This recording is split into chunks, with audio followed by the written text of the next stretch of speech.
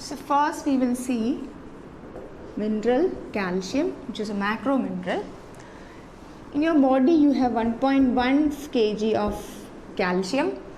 A major portion of this is present in the bone, small portion in teeth, also extracellular fluid. Okay, we all know calcium is mainly deposited in the bone and teeth. Major source of calcium is milk. It contains almost 100 milligram per 100 ml calcium. So this is the major source of calcium. Then egg, fish, meat, etc. they become slightly lesser than milk. But cereals, they are having very low quantity of calcium. But we Indians, we all mostly consume more amount of cereals. Therefore, even though the calcium content is very low in cereals, it forms a major source of calcium in Indian diet because we are consuming more amount of cereals. So even though the amount of calcium is less in cereals, it forms a major source of calcium. So these are the sources. Major source is milk, 100 milligram per 100 ml. Then next one is cereals, which contribute to major calcium in our diet. And what is the normal requirement? Almost 500 milligram per day is required by an adult. Requirement of calcium, RDA for calcium is about 500 milligram per day. Now in children, they require more amount of calcium because they are in the growing period, so their bones require more amount of calcium. So about 1200 milligrams per day of calcium is required in children. Now in pregnancy and lactation also, you require more amount of calcium because the mother need to supply calcium to the baby also. So almost 1500 milligram per day of calcium is required. Now in people, in older people above 50 years of age, what happens? Normally when you reach this age, your bones become weak.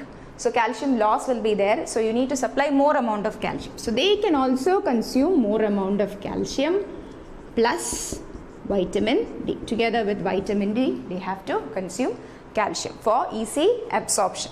That we learn later. Vitamin D is required for the absorption of calcium. So this is the RDA for calcium. When you are writing RDA, you need to mention all these different conditions in adults, in children, in pregnancy, and also in older people.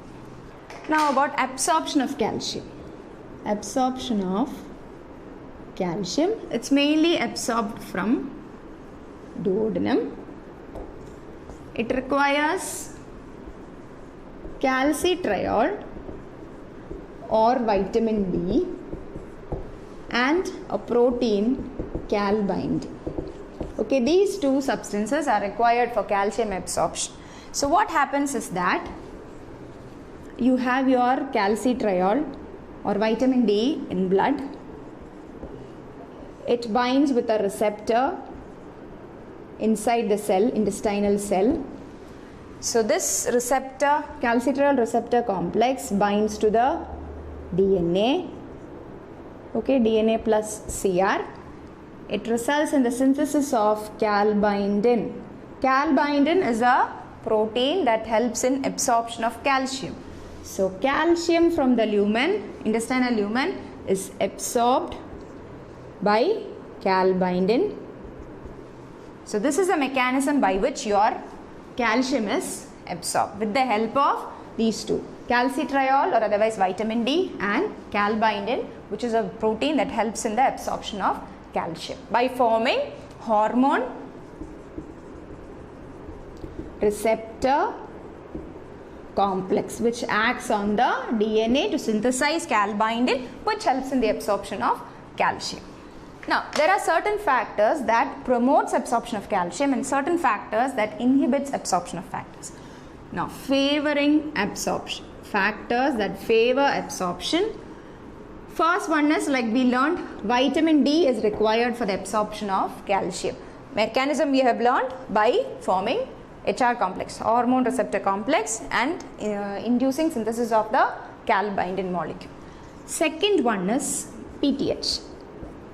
PTH is a parathyroid hormone which also helps in the absorption of calcium.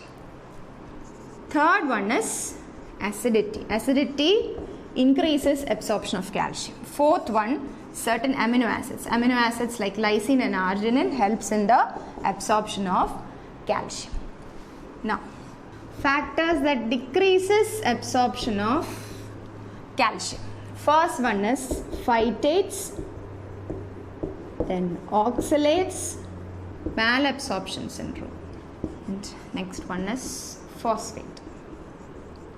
Okay, so these are the factors that decreases absorption of calcium. Even though calcium is present, it cannot be absorbed. Phytates, they are present in cereals, oxalates in leafy vegetables. Okay, so what happens? Your calcium combines with phytates or oxalate, calcium oxalate, they are formed and the absorption is inhibited. Then in malabsorption syndrome, your fatty acids are free. So they will form calcium salts of fatty acid. Calcium is not available for absorption. Phosphate also combines with calcium and form calcium phosphate, inhibits absorption of calcium. So these are the factors affecting absorption of calcium.